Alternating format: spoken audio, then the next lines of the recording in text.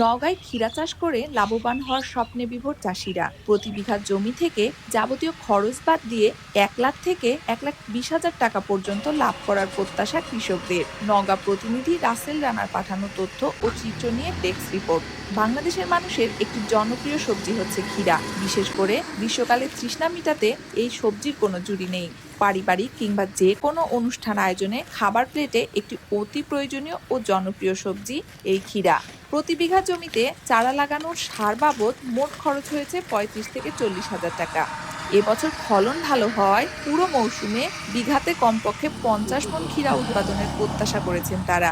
বাজারে প্রতি মণ ক্ষীরা কমপক্ষে 1,000 টাকা হিসেবে বিক্রয় হলে উৎপাদিত ক্ষীরার মূল্য প্রতি বিঘাতে 1.5 লাখ টাকারও বেশি বিক্রয় হবে।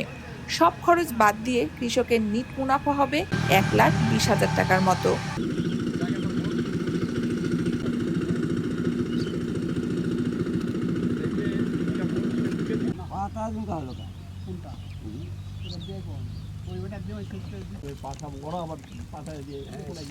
কাটা জমি প্রায় 16.5 শতক। এখানে আমাদের উৎপাদন খরচ হয়েছে প্রায় 15,000 টাকা ক্ষীরা ওঠা পর্যন্ত। কিন্তু যদি বাজার ভালো থাকে বা ওই সময় যদি বাজার ভালো হয়, আমার টোটালি 10 কাটা মাটিতে প্রায় প্রথম থেকে 70-80 মণ ক্ষীরা উঠবে। যদি বাজার ভালো থাকে 1000 টাকা মনে হয় প্রায় 70-80 হাজার টাকার মধ্যে বিক্রি হবে। তাহলে খরচ বাদ দিলে প্রায় 60,000-50,000 টাকার মতো প্রফিট হবে আমাদের। কিন্তু প্রায় খরচ হবে এখানে 14-15 হাজার টাকা। আর ক্ষীরা হবে 80 মণ। আর এখন বাজার মূল্য হলো 2,000 টাকা। পরে অবশ্য বাজার মূল্য কমে যাবে।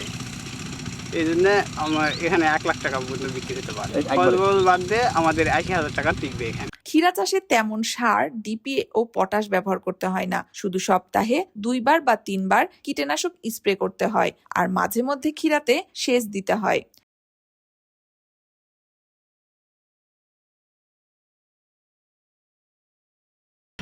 এটা মনে করেন যে 7 দিনের মধ্যে মনে করেন 2 বার ওষুধ দিতে হবে। হ্যাঁ, যদি না দেওয়া হয় তাহলে মনে করেন যে আগাটা কুকড়ে যাবে। তারপর মনে করেন যে ওই লাল মারা যাবে, অনেক সমস্যা আসবে। এই জন্য 7 দিনের মধ্যে 2 বার ওষুধ দিতে হয়।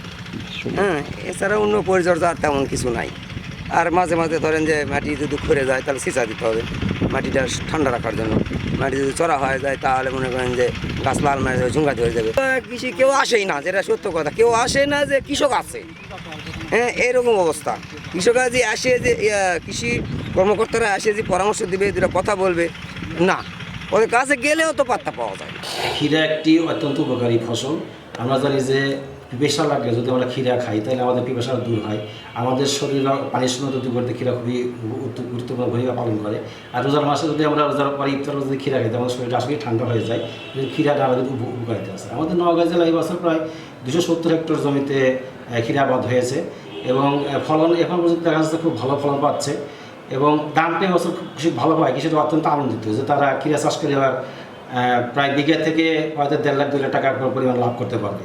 তো আশা করা যায় যে আমরা কৃষকের পাশে লেগে আছি, তাদের পরামর্শ দিচ্ছি যে তারা অল্প স্বল্প যদি স্প্রেটি করা লাগে তাহলে তারা স্প্রে করার পরে যেন আপনার ঠিকমতো বাজারে এই ক্ষীরা নিয়ে আসে এবং ক্ষীরা কৃষকের এবার টাকা দিয়ে যাওয়া বলে আশা করি। কৃষি বিভাগের তথ্য অনুযায়ী এবছর জেলার মোট 2,025 বিঘা জমিতে ক্ষীরা চাষ হয়েছে। বর্তমান বাজার দর অনুযায়ী যার মূল্য 30 কোটি টাকার মতো। এছাড়াও ক্ষীরার অনেক উপযোগিতার কথা জানিয়েছেন কৃষি বিভাগ। তবে কৃষকদের অভিযোগ, উপসহকারী কর্মকর্তারা কোনো খোঁজ খবর ও পরামর্শ দেননি। তারা পরামর্শ দিলে আরো ভালো করতে পারতেন কৃষকরা।